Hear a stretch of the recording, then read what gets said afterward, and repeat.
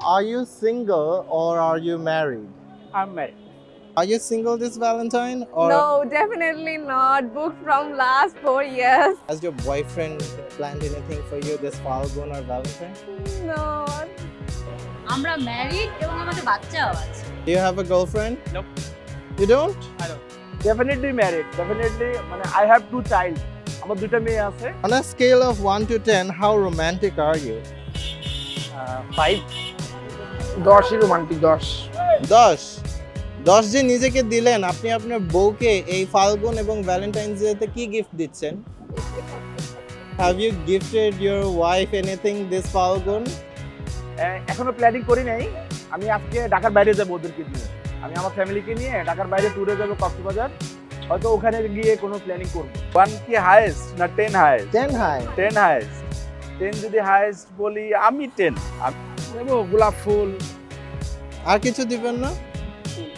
অনেক সুন্দর লাগতেছে। আজকে মনে হয় ফাল্গুনের জন্য আপনারা সেজেছেন। How are you feeling today? ফাল্গুনের জন্য সেজেছি, কোইন্সিডেন্টলি মিলে গেছে আসলে। ফাল্গুন তো কালকে থেকে।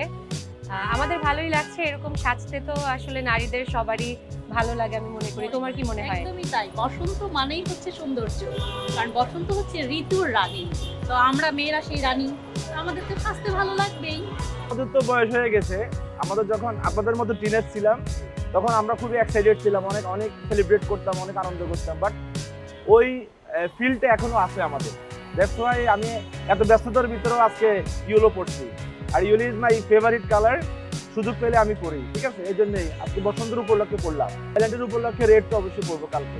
যেহেতু আপনি ঘুরতে যাবেন ওয়াইফের সাথে, বাচ্চার সাথে, বাট কোনো গিফট দিবেন না ওয়াইফকে? না, ডেফিনেটলি ওদের জন্য অলরেডি গিফট কেনা হয়ে গিয়েছে।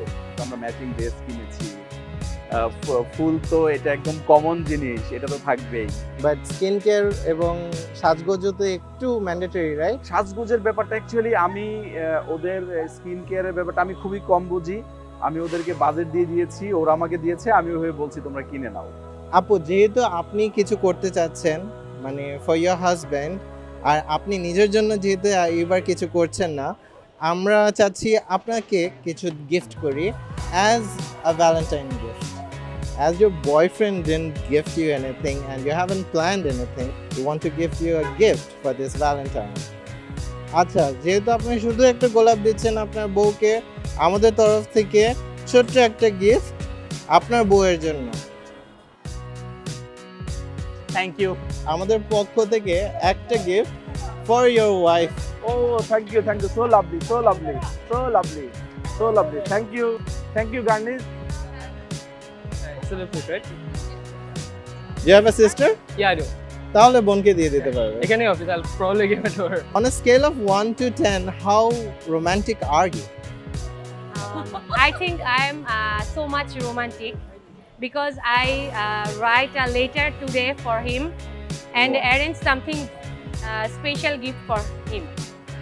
The lipstick. This one? Lip balm. Thank you. Thank you very much for your compliments and gifts.